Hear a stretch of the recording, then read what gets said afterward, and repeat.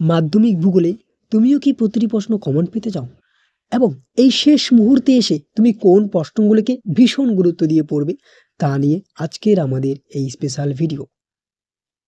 ভূগোলের যেই প্রশ্নগুলি ছবি আঁকতে লাগবে এবং যেখানে তোমার ছবি আঁকার প্রয়োজন সেখানে কিন্তু তুমি অবশ্যই ছবি আঁকবে।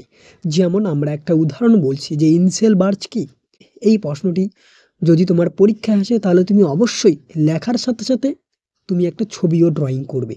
শিক্ষার্থীরা, মাধ্যমিক ভূগোলে ১০০তে ১০০ পাওয়া যায়। এই শেষ মুহূর্তে এসে তুমি কোন প্রশ্নগুলোকে ভীষণ গুরুত্ব দিয়ে পড়বে তা নিয়ে আজকের আমাদের এই ভিডিওটি। আশা করি এই ভিডিওটি দেখার পর তোমার মনের মধ্যে আর কোনো প্রশ্ন থাকবে না এবং তুমি ভূগোলের ভালো স্কোর করতে পারবে। আর মাত্র কয়েক ঘন্টা রয়েছে, এই কয়েক ঘন্টার মধ্যে আমাদের দেওয়া সাজেশনগুলি তুমি ঝটপট দেখে নাও। একেবারে শেষ মুহূর্তের চূড়ান্ত বাছাই করা মাত্র কয়েকটি করে প্রশ্ন প্রতিটি অধ্যায় থেকে। তো প্রথমেই আমরা শুরু করছি শিক্ষার্থীরা ৩ নম্বরের জন্য কোন প্রশ্নগুলিকে তুমি ভীষণ গুরুত্ব দিয়ে পড়বে। আর শিক্ষার্থীরা, ইতিমধ্যে আমাদের এই চ্যানেলে এমসিকিউ এর জন্য সাজেশন দেওয়া হয়েছে টপ 100 কোশ্চেন। যদি তুমি সেটা না দেখে থাকো অবশ্যই ফার্স্ট কমেন্টসে অথবা ডেসক্রিপশন বক্সে লিঙ্ক দেওয়া আছে, ক্লিক করে নাও। চলো শিক্ষার্থীরা, দেরি না করে আজকের এই স্পেশাল ভিডিওটি আমরা শুরু করছি।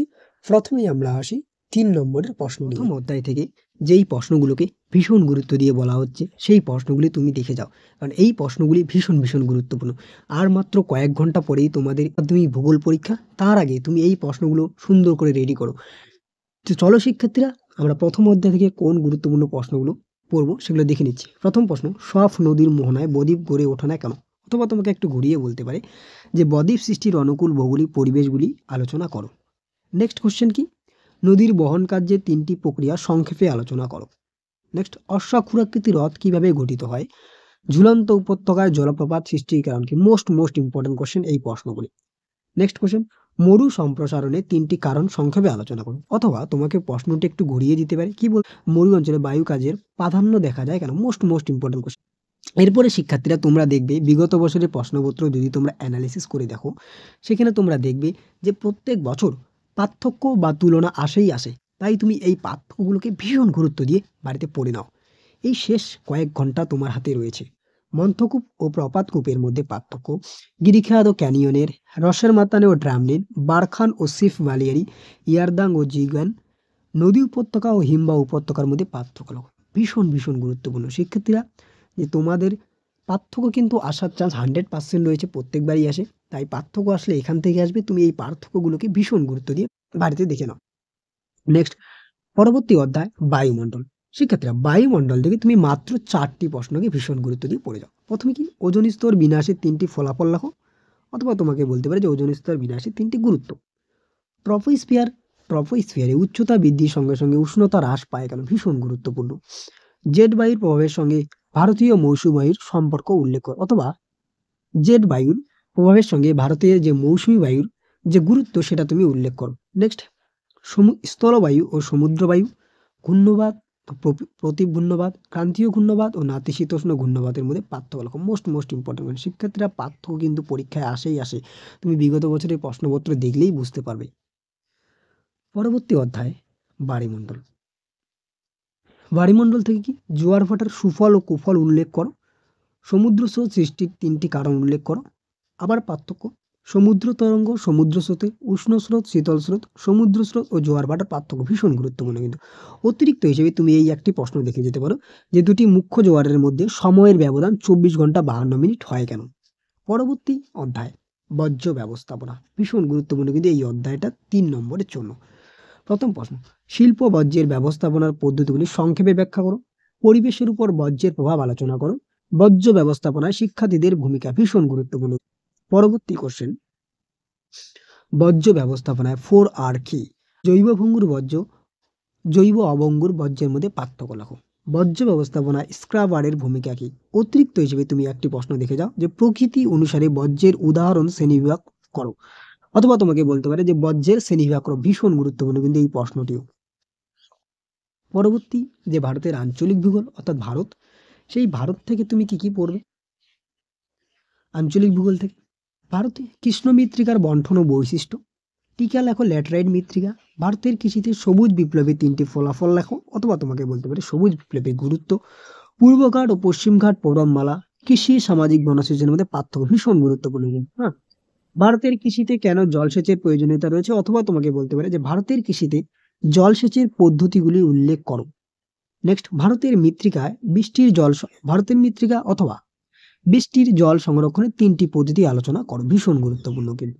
নেক্সট, পাঞ্জাব পাঞ্জাব ও হরিয়ানায় কৃষি উন্নতির কারণগুলি লেখো। তোমাকে বলতে পারে যে পাঞ্জাব ও হরিয়ানায় সবুজ বিপ্লবের উন্নতির কারণগুলি লেখো। প্রশ্নটি একটু ঘুরিয়েও দিতে পারে।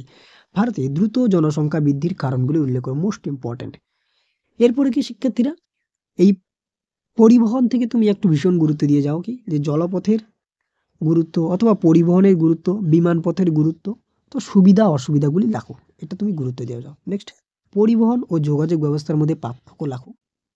আধুনিক যোগাযোগ ব্যবস্থা বলতে কি বোঝো, ভীষণ গুরুত্বপূর্ণ। ভারতের কৃষির সমস্যাগুলি উল্লেখ করো, অথবা তোমাকে বলতে পারে যে ভারতে নগরায়নের প্রধান 3টি সমস্যা উল্লেখ করো, এই সমস্যা তুমি দেখে যাবে। নেক্সট কোশ্চেন, নর্মদা ও তাপ্তি নদীর মোহনায় বদ্বীপ নেই কেন? পরবর্তী প্রশ্ন, ভারতে অটোমোবাইল শিল্পের অথবা ভারতে সাম্প্রতিক তথ্য প্রযুক্তি শিল্পের উন্নতির কারণকে, ভীষণ ভীষণ গুরুত্বপূর্ণ। সর্বশেষ অধ্যায় শিক্ষার্থীরা, উপগ্রহ চিত্র ও ভূবৈচিত্র্য সূচক মানচিত্র। এখান থেকে তুমি কোন প্রশ্নগুলিকে ভীষণ গুরুত্ব দিয়ে পড়বে? সেক্ষেত্রে এখান থেকে কিন্তু বেশি প্রশ্ন পড়তে লাগবে না, কিন্তু মাত্র বাছাই করা কয়েকটি প্রশ্ন তুমি পড়ে যাও, তাতেই এনাফ। প্রথম প্রশ্ন, উপগ্রহ চিত্রের প্রধান 3টি ব্যবহার লেখো, অথবা উপগ্রহ গ্রহণের পদ্ধতিগুলো লেখো। উপগ্রহ চিত্রে গ্রহণের পদ্ধতিগুলি, বিভিন্ন পর্যায়গুলি লেখো, উপগ্রহ চিত্রের বৈশিষ্ট্য, মোস্ট ইম্পর্টেন্ট কোশ্চেন। এবারের জন্য কিন্তু উপগ্রহ চিত্র টপিকটা ভীষণ গুরুত্বপূর্ণ তোমাদের জন্য। নেক্সট কোশ্চেন, পার্থক্য রয়েছে, দেখে নাও পার্থক্যগুলো। উপগ্রহ চিত্র, ভূবৈচিত্র্য সূচক মানচিত্র, মানচিত্র উপগ্রহ চিত্রের, জিও স্টেশনারি ও সানসিক্রোনাস উপগ্রহের মধ্যে পার্থক্য লেখো, ভীষণ গুরুত্বপূর্ণ। এই পার্থক্যগুলি তুমি দেখে যাও। নেক্সট, স্কেল ভেদে বিভিন্ন প্রকার ভূবৈচিত্র্য সূচক মানচিত্রের শ্রেণী বিভাগ করো। নেক্সট, ভূবৈচিত্র্য সূচক মানচিত্রে ব্যবহৃত বিভিন্ন স্কেলের উল্লেখ করো, অথবা ভূবৈচিত্র্য সূচক মানচিত্রের সুবিধা অসুবিধাগুলি উল্লেখ করো। এই দুটো প্রশ্ন কিন্তু ভীষণ ভীষণ গুরুত্বপূর্ণ। শিক্ষার্থীরা, এই যেই প্রশ্নগুলো বলা হলো 3 নম্বরের জন্য, তুমি ভীষণ গুরুত্ব দিয়ে শেষ মুহূর্তে এসে, আর কয়েক ঘন্টার পরেই তোমার পরীক্ষা, শেষ মুহূর্তে এসে এই প্রশ্নগুলি তুমি একবার দেখে নাও যে তোমার প্রিপারেশনের মধ্যে এই প্রশ্নগুলি রয়েছে। তো না থাকলে অবশ্যই ঝটপট তুমি করে নাও, পরীক্ষার জন্য কিন্তু ভীষণ গুরুত্বপূর্ণ। পরবর্তীতে আমরা যাই 2 নম্বর। শিক্ষার্থীরা, তোমরা নিশ্চয়ই জানো যে 2 নম্বরের অনেক প্রশ্ন হয়, তাই 2 নম্বরের জন্য তুমি কোন প্রশ্নগুলোকে ভীষণ গুরুত্ব দেবে? আমরা চূড়ান্ত বাছাই করা মাত্র কয়েকটি 2 নম্বরের প্রশ্ন নিয়ে এসেছি, সেই প্রশ্নগুলো তুমি দেখে গেলেই পরীক্ষায় কমন পাবেই। প্রথম প্রশ্ন, পর্যায়ন প্রক্রিয়া কাকে বলে? ইংলিশেও দেওয়া রয়েছে, তুমি দেখে নিতে পারো। প্রপাতকূপ কাকে বলে?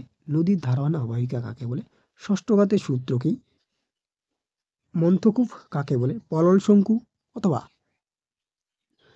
পলল শঙ্কু কি? পাদদেশীয় হিমবাহ বলতে কি বোঝো? লোয়েস সমভূমি কাকে বলে? তির্যক পালিয়ারির সংজ্ঞা দাও। গ্রাফ রেখা কি? হিমরেখা কি? হিমশৈল কি? ড্রামলিন কাকে বলে? এর সাথে তুমি দেখে যাও যে ভূমির উপরে, যেমন পেডিমেন্ট, প্লায়া, বাজদা, ওয়াদি, পলল, পাখা ইত্যাদি, মোস্ট ইম্পর্টেন্ট কিন্তু। নেক্সট, ডেকান ট্রাফ কাকে বলে? অ্যালবার্ডো কাকে বলে? সমষ্ণ রেখা কাকে বলে? এর বৈশিষ্ট্যগুলি দেখো। শিক্ষার্থীরা, আমরা কি মাত্র গুটি কয়েক 2 নম্বরের প্রশ্ন নিয়ে এসেছি, প্রত্যেকটা চ্যাপ্টার থেকে বাছাই করা মোস্ট ইম্পর্টেন্ট প্রশ্নগুলো। নেক্সট, বৈপরীত্য উত্তাপ কাকে বলে? আন্তঃক্রান্তীয় মিলনক্ষেত্র বা আইটিসি, যার সম্পূর্ণ নাম হচ্ছে ইন্টারট্রপিক্যাল কনভার্জন, সেটা তুমি একটু দেখে যাও, মোস্ট ইম্পর্টেন্ট কোশ্চেন। গর্জনশীল চল্লিশা কি? জাপান ও নিউফাউন্ডল্যান্ডের উপকূলে সারা বছর কুয়াশাচ্ছন্ন পরিবেশ থাকে এবং ঝড়ঝঞ্ঝা সৃষ্টি হয় কেন? Most important question. সরাসরি বান বা বান্ডা কাকে বলে? ইউট্রোফিকেশন বলতে কি বোঝো? বর্জ্য ব্যবস্থাপনার সংজ্ঞা দাও। নেক্সট কোশ্চেন, মগ্নচড়া কিভাবে সৃষ্টি হয় অথবা এর গুরুত্ব লেখো, ভীষণ গুরুত্বপূর্ণ কিন্তু। নেক্সট কোশ্চেন, শৈবাল সাগর কাকে বলে? করণ বা ল্যান্ডফিল কি? মোস্ট ইম্পর্টেন্ট কোশ্চেন, বারবার পরীক্ষায় এসেছে। স্ক্রাবার বলতে কি বোঝো? বিষহীন বা পরিবেশ মিত্র বর্জ্য কি? তেজস্ক্রিয় বর্জ্য বলতে কি বোঝো? ই বর্জ্য বা বৈদ্যুতিন বর্জ্য কি? ভীষণ গুরুত্বপূর্ণ। বাকস্রুন্ড কি? মালনাত ও ময়দান কাকে বলে? বহুমুখী নদী পরিকল্পনা বলতে কি বোঝো? দুন কাকে বলে? ভীষণ গুরুত্বপূর্ণ এই 2 নম্বরের প্রশ্নগুলো, তুমি এগুলো দেখে যাও, এর মধ্যেই তুমি পরীক্ষায় কমন পেয়ে যাবে। নেক্সট কোশ্চেন, পশ্চিমী ঝঞ্ঝাক বলতে কি বোঝো? আশ্বিনের ঝড় কি? মৌসুমী বিস্ফোরণের সংজ্ঞা দাও। রেগুর মাটির রং কালো কেন? মৌসুমী বৃষ্টিপাতের ছেদ বা ব্রেক অফ মনসুন বলতে কি বোঝো? টিকা লেখো কৃষ্ণমৃত্তিকা। লু ও আধি কাকে বলে? আম্রবৃষ্টি বলতে কি বোঝো? মোস্ট ইম্পর্টেন্ট কোশ্চেন কিন্তু এগুলো। নেক্সট, স্থিতিশীল উন্নয়ন বা ধারণযোগ্য উন্নয়ন বা সাস্টেনেবল ডেভেলপমেন্ট কাকে বলে? হীরক চতুর্ভুজ কাকে বলে? সোনালী চতুর্ভুজ কি? টিকা লেখো। ভারতের মহানগর কাকে বলে? Next question, most important question, কার্পাস শিল্পকে শিকড় আলগা শিল্প বলা হয় কেন? বা ফুটলোস ইন্ডাস্ট্রি। উদীয়মান শিল্প বা আধুনিক শিল্প দানব কাকে বলা হয়? এর পাশাপাশি কি অনুসারী শিল্প কাকে বলে? মোস্ট ইম্পর্টেন্ট কোশ্চেন এটা কিন্তু। দূর সংবেদন কি? ভূবৈচিত্র্যসূচক মানচিত্র কি? অথবা বলতে পারি যে সংজ্ঞা দাও। সেন্সর কাকে বলে? জিও স্টেশনারি উপগ্রহ কি? এগুলো তোমরা দেখে রাখবে, মোস্ট ইম্পর্টেন্ট কোশ্চেন। ভূবৈচিত্র্যসূচক মানচিত্রের ভগ্নাংশসূচক স্কেলের ব্যবহার উল্লেখ করো। এফসিসি অথবা জিআইএস কে ভীষণ গুরুত্বপূর্ণ। জেট বায়ু দুটি বৈশিষ্ট্য। জীবিকা সত্তাভিত্তিক কৃষি কাকে বলে? পেরিগি জোয়ার বলতে কি বোঝো? আপেক্ষিক আর্দ্রতা কি? পৌরসভার বর্জ্য কাকে বলে? বর্জ্যের পুনর্ব্যবহার কাকে বলে? তথ্য প্রযুক্তি শিল্পের সংজ্ঞা দাও। বিশুদ্ধ কাঁচামাল বলতে কি বোঝো? উত্তর দক্ষিণ করিডোর কি? এর পাশাপাশি শিক্ষার্থী এই প্রশ্নগুলোকে তুমি ভীষণ গুরুত্ব দিয়ে বাড়িতে দেখে নাও। এই শেষ মুহূর্তে কয়েক ঘন্টা, এই শেষ মুহূর্তে। বাণিজ্যিক ফসল কি? কৃষি বনসৃজন কাকে বলে? ধাপের সংজ্ঞা দাও। কচ্ছেরন কি? চিনুক কি? এটা রিপিটেড হয়েছে। অ্যাপিজি জোয়ার কাকে বলে? সিজিগি কি? অ্যারোসোল কি? এলনিনো ও লানিনা কি? সীমান্ত বৃষ্টি কি? অ্যানাবেটিক ও ক্যাটাবেটিক বায়ু কি? কোরিওলিস বল বলতে কি বোঝে? তুমি সূত্র হিসেবে দেখে যাও ফ্যারাডের সূত্র, বাইশ বেল্টের সূত্র। রেটুন কি? আউটসোর্সিং কাকে বলে? সর্বশেষ প্রশ্ন, সবুজ বিপ্লব কি?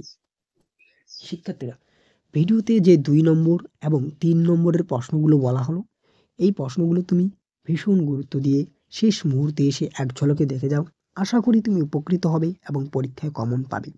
তোমরা নিশ্চয়ই জানো যে ২ নম্বর এবং ৩ নম্বরের প্রশ্ন কিন্তু পরীক্ষায় একটা বিশেষ ভাইটাল পয়েন্ট। অর্থাৎ ২ নম্বরের ১২ নম্বর থাকে এবং ৩ নম্বরের ১২ নম্বর থেকে মোট ২৪ নম্বর ২ আর ৩ নম্বর মিলে হয়। তাই ২-৩ নম্বরের জন্য ২৪ নম্বর হাতের মুঠোয় নিয়ে আসার জন্য তুমি এই প্রশ্নগুলো প্র্যাকটিস করে যাও। আশা করি তুমি উপকৃত হবে। এই চ্যানেলে ইতিমধ্যে ৫ নম্বরের জন্য কোন কোশ্চেনগুলি ভীষণ গুরুত্বপূর্ণ এবছরের জন্য মাত্র হাতে গোনা কয়েকটি প্রশ্নের সাজেশন দেওয়া হয়েছে। তুমি এক ঝলকে দেখে নাও আমাদের ডেসক্রিপশন বক্সে লিঙ্কে ক্লিক করে, অথবা ফার্স্ট কমেন্টে লিঙ্ক দেওয়া রয়েছে। মাত্র কয়েকটি প্রশ্ন, একদম বাছাই করা চূড়ান্ত প্রশ্নগুলো অলরেডি আমাদের এই চ্যানেলে সাজেশন দেওয়া হয়েছে। তুমি দেখে নাও, সেগুলো করে গেলে তুমি উপকৃত হবেই হবে। তো শিক্ষার্থীরা, ৫ নম্বরের সাজেশন তোমার হাতের মুঠোয়। আজকের ভিডিওটি এ পর্যন্ত।